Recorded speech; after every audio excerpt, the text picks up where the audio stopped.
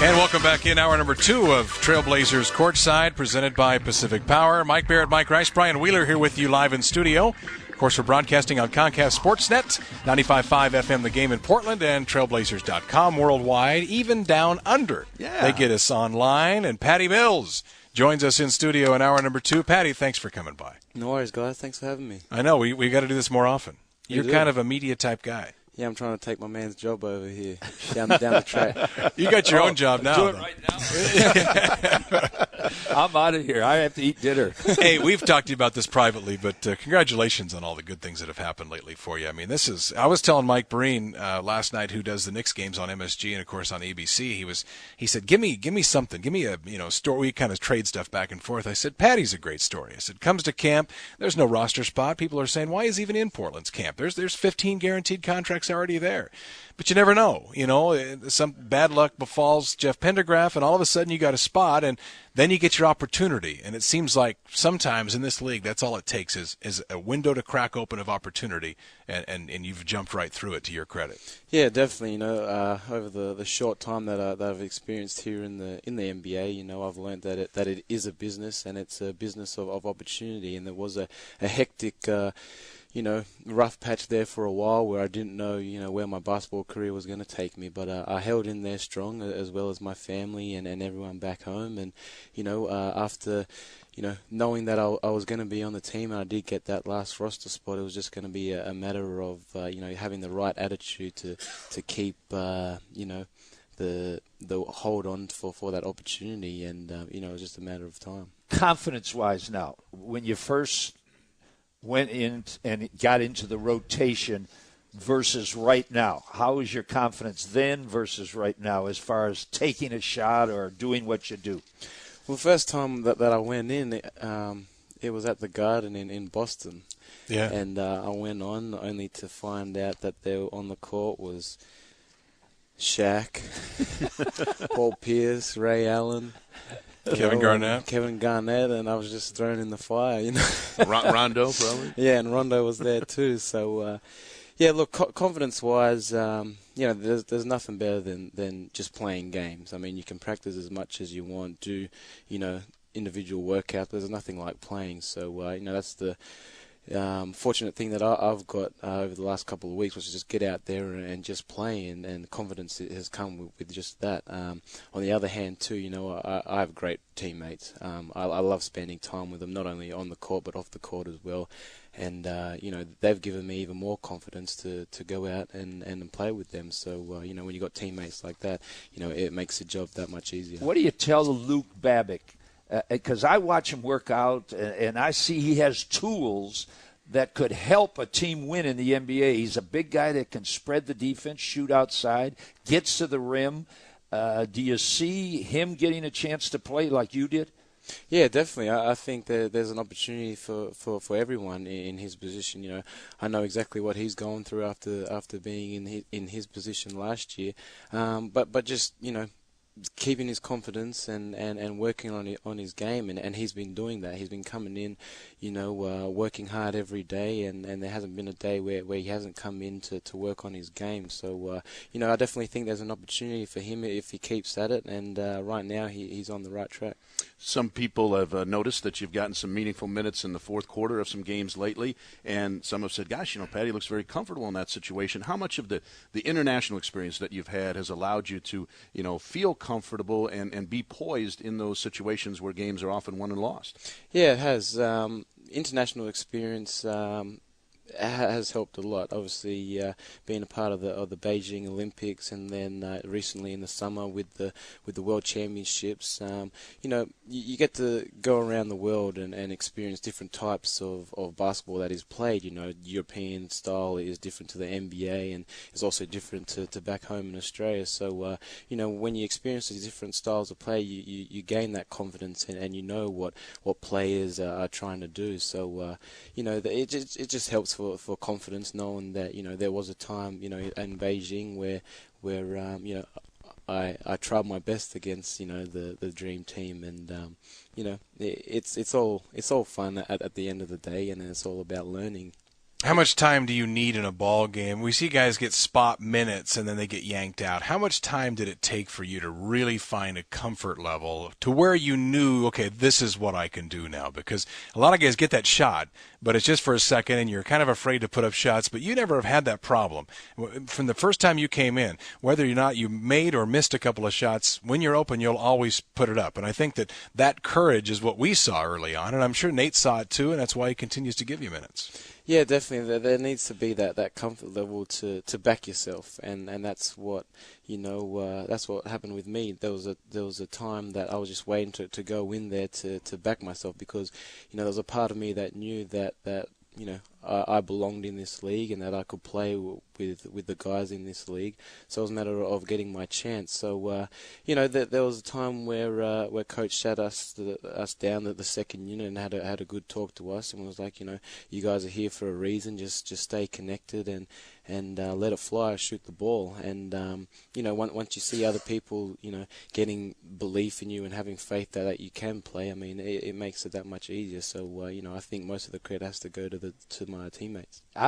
How do you get along with Andre Miller? I know he's kind of stays by himself a lot and everything like that, and you're playing those fourth quarter minutes now. Do you feel that Andre still is going to send you a Christmas card? And No, look, Jay has been great for me. Ever since I came to Portland, he's been someone that I've looked up to, and he's really helped me out. Ever since I came in with my injury and wasn't even playing, he always grabbed me aside and had a few things to say to me. So he's been great ever since then until now. And I'm grateful to have him as a point guard where I can learn from him every day. So he's great, and he's been to Australia a couple of times too. So we've had a lot of conversations about that. And there was a great moment earlier in the season before we take the break when you were doing well in a game, and Nate had called Andre to the table, and Andre said no. I leave him in there. He's hot right now. So, I mean, Andre should be given some credit for that. I know what you're talking about, but he has been supportive outwardly, and we've seen, signs of that even during games right in front of us. We'll take a quick break. Patty Mills, our guest. If you have a question for Patty, send us an email, courtside@trailblazers.com. When we come back, I want to ask you about your relationship with Rudy Fernandez and really how that has... Boy, from where we saw at Media Day, it's pulled Rudy back into the mix. And the floods that are going on. We're going to get to that as well. We'll take a break, back with more of Trailblazers Courtside after this. Time at participating restaurants. Now back to Courtside, presented by Pacific Power on the Trailblazers Radio Network. And for those of you watching on Comcast Sportsnet, watching a little footage last night where Patty got his pants ripped off by a couple of teammates, the sweatpants, which you had shorts on underneath, so we're not talking about graphic television here. But, I think it shows what a lot of people have seen, great chemistry on this team, great relationships. And, as I talked about before the break, we heard from Rudy Fernandez in the summer about a trade perhaps, and then he gets to Media Day and destroys any trade value that he might have by saying, I don't want to be anywhere in the league. I want to go home. I don't want to be here. And then all of a sudden we started seeing signs of him having fun. We saw him. I mean, it's funny, the international guys, you and Sean Marks and Nicholas, always on the road hanging out together. And talk about what you guys have done. And LaMarcus talked about this as well. He said somewhat, and Brandon mentioned this early in the season, it's on us a little bit to reach out a little bit to Rudy. And nobody got upset at him. The Blazer fans cheered him like crazy at the Fan Fest. Some people thought he might get booed. That wasn't the case. And you guys really took him and took ownership of this thing and got him back on track. And I know you spent a lot of time with him now. So tell us about, how that all started and where it's at now. Yeah, we knew that all the boys came in, and we knew that it was going to be put on ourselves to try and make him feel like at home somewhat. So we made it a job to try and comfort him off the court, away from basketball, and for me, the situation that I was in, not playing or not having a big role basketball wise, try to give him some more cushion and try and make him feel better. So that was just doing stuff off the court, away from basketball. And at the time he was staying at the Grand Hotel, and he hadn't had a car, so I was his taxi driver for a while until he found his house. But Yeah, for me and I'm sure Nick and Sean as well, we know what it's like to be in another culture and in another country, and even worse for him, not speaking the same language and so on. So we knew what it was like, so we try to do everything we can to come together and make it fun for him. The origin of three goggles. Weren't you the guy who kind of started that with Rudy because he's blind as a bat? Yeah, there was a little joke at the beginning of the year.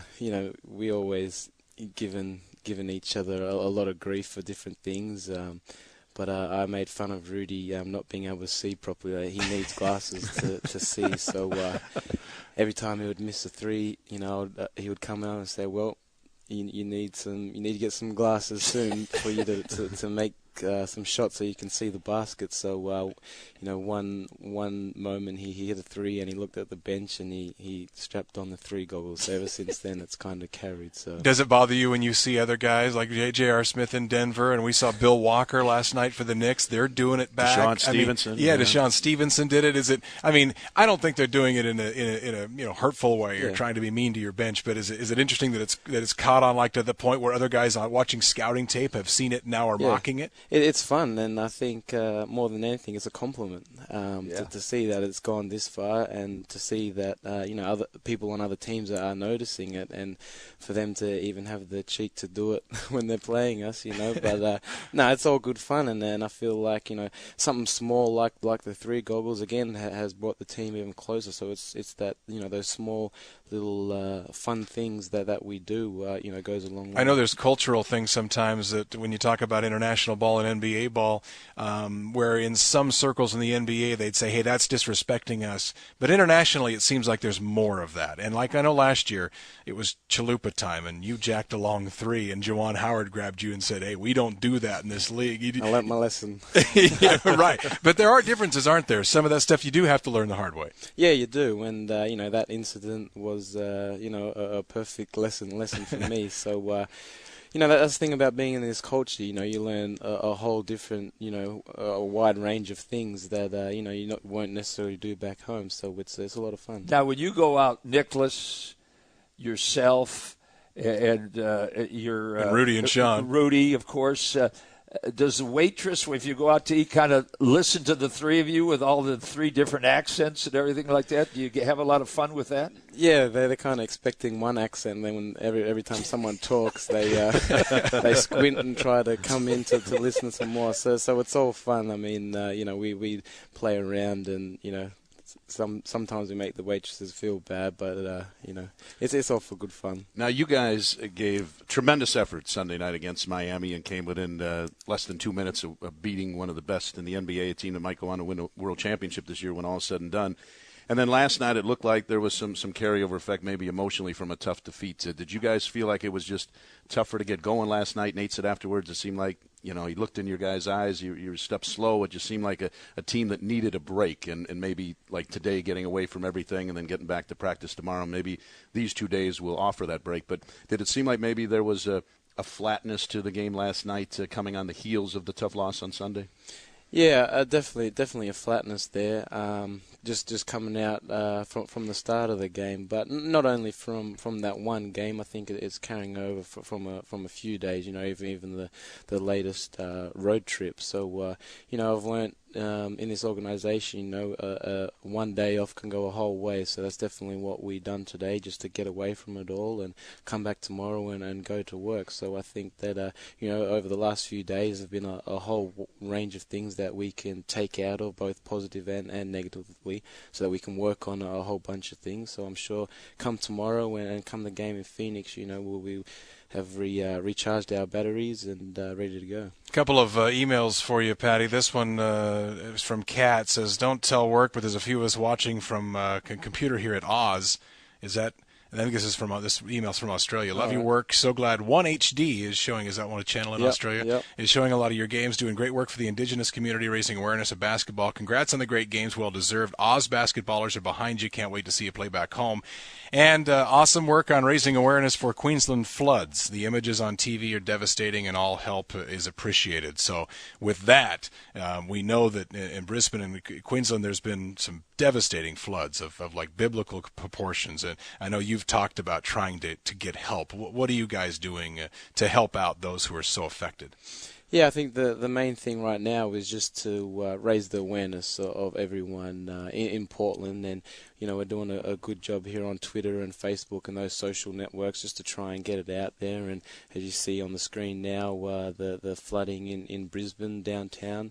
So we're just trying to do all we can to try and get people on board to realise how much of a disaster it really is, and trying to get people to help out in any way they can. Have you ever seen anything like this in your lifetime in Australia? No, not in my lifetime. Last year I think we had some bushfires down in Victoria that were pretty, a big disaster. But no, nothing like this. And Brisbane is the third largest city in Australia. So for something like this to happen to such a big city is a big disaster. What is the population of?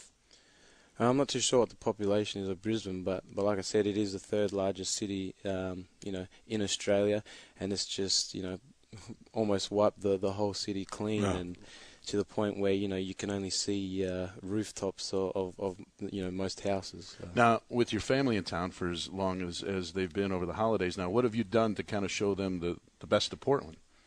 Yeah, we've gone out there. This is the second time they've been to Portland now, and Dad's 20th time it feels like. So we just try to do all we can to try. He doesn't miss a game either, does he? He hasn't missed the game. No. He hasn't missed the game at all. So. Introduce us on the road. Introduce us to your parents quickly, though, as we show them on camera for those of you watching on Comcast Sportsnet. This is my mother, Yvonne Mills.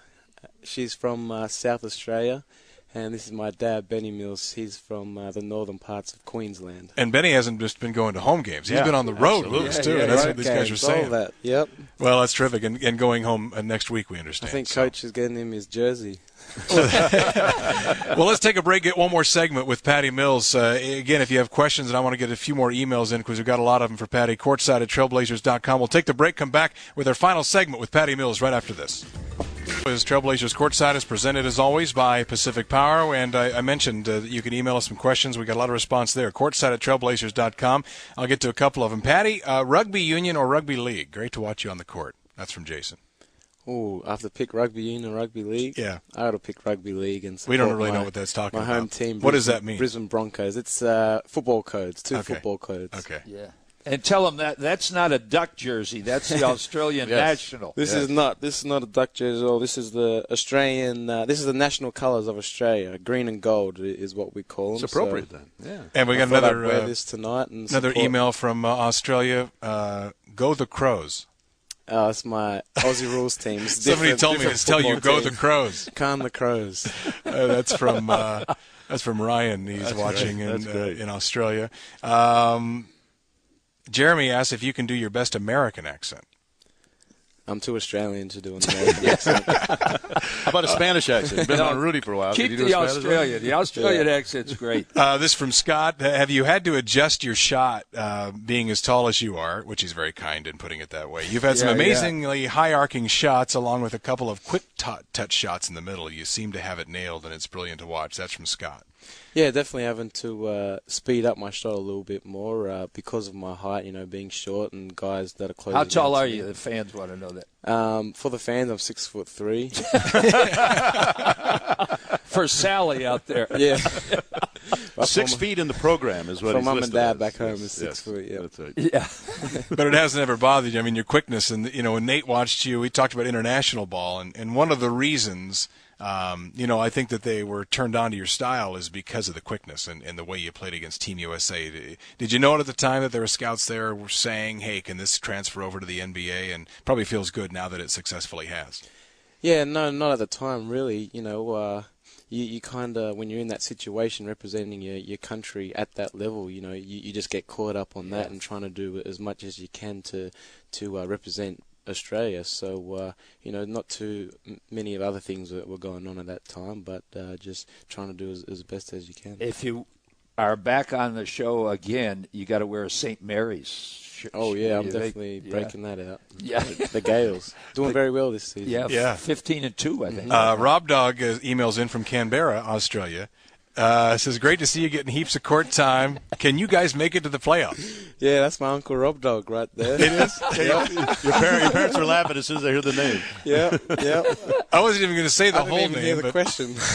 he asked if you can make the playoffs. He said, great to see you getting court time. Yeah. Look, like I just said, that's another family back home that have been, supporting, great ever since, ever since I started playing basketball over here in America. So, yes, Rob Dog, I do believe we can make the playoffs.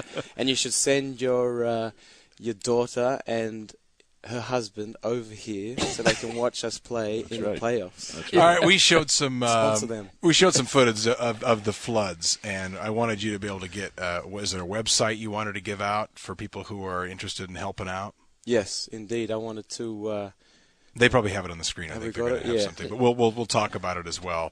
There it is. There it is, right there. Boy, I have bad eyes. Just wanted to get out like QLD.gov.au/floods/donate.html is. Yeah, give that one more time. So it's QLD.gov.au/floods/donate.html. But as you know, with Google and everything else, you just send, look for donations to Australia flooding, and I'm sure you'll find this. Or your Facebook site website has it probably. Yeah, I've put it on my Twitter site and I'll put it on my Facebook. But everything, every little thing helps for what has happened in Australia, from prayers to just getting it out there of how much of a disaster is this. And if you're more generous, making a donation to the website. So every little bit of help that they can get is great. Now you don't get into trouble on your Twitter like Dante and Rudy, do you? I'm a good boy. Okay. That was only after a tough loss. I got to put them in line sometimes. How many guys are now doing that, though? I mean, it seems like it's really grown throughout the team, and I mean, the league doesn't know what to do with it. They like it on the one hand, but then it can get a little bit wild at times. But how many guys are doing that now? Yeah, well, we've got a few guys on board now. Camby, Dante, Rudy, and Nick, I think, is the latest. But like I said, again, it's that another minor thing that really, I find that's, kind of pulling us together and making us stronger as a group, because the conversations that we have on the bus or on the plane about Twitter is hilarious. So, one of those things that's really doing good for the team. What do you hear about Brandon Roy? We hear he's in a tough position right now, and everyone's obviously feeling for him and wishing him the best. But we know that he needs to do what's best for him and what's best for his family at the moment. And we're going to do everything we can to back him and to help him out. And if that means he's going to be out for a longer period of time, we support that decision. And we just want the best for him. On the other side of things, how great has it been to see LaMarcus's development to be a go-to guy and a budding all-star? Yeah, it's a great thing to see. Majority of people just see what he has accomplished on the court, and he's really grown as a great player over the last 2 years that I've seen anyway. But what makes him even a better person and a better player is the type of person he is off the court. He's someone that I've noticed as a great role model ever since I've come into the Blazers. And he's one person that brings everyone together and organises guys to go out and eat together. And for us to have someone like that on this team is great. So how much has he improved in the 2 years just that you've been here? In the leadership way, like with Brandon out right now, playing also, both of them. Yeah, playing wise, we were just talking about last night at the game that I knew him as a straight up jump shooter and not much else. So obviously, everyone can see what he can do in the post this year, and handle that physical contact that he's been getting. And it's been night in, night out that the guys have been double teaming him and just putting a whole lot of contact on him, and he's handled it great. And over the last couple of games, has been doing a great job of seeing the double teams and picking guys apart and finding guys for layups and 3-point shots. So he's doing great. So we're just hoping that we can get him in that All-Star game. Well, Patty, you're one of the great stories in the NBA, and it's been, it's an amazing story. We like to tell when people look around it. We're out here in the West, we don't get talked about as much, but when we get a chance to talk to some of the national media, it's a great story to come to camp, as we mentioned, with not a spot and then have something happen. It was, bad thing thing that happened for Jeff, but an opportunity for you, and you've seized it. So continued good luck. I think you've sustained it long enough to where it's not flash in the pan type stuff now. You've shown you're here to stay. So we appreciate the time, and we'll have you back in real soon. No worries, guys. Appreciate it. All right, Patty Mills, our guest here on Trailblazers Courtside. We'll take a break, come back, talk to Kerry Eggers of the Portland Tribune, Blazers beat writer, longtime Blazers beat writer, when we continue. Trailblazers Courtside, presented by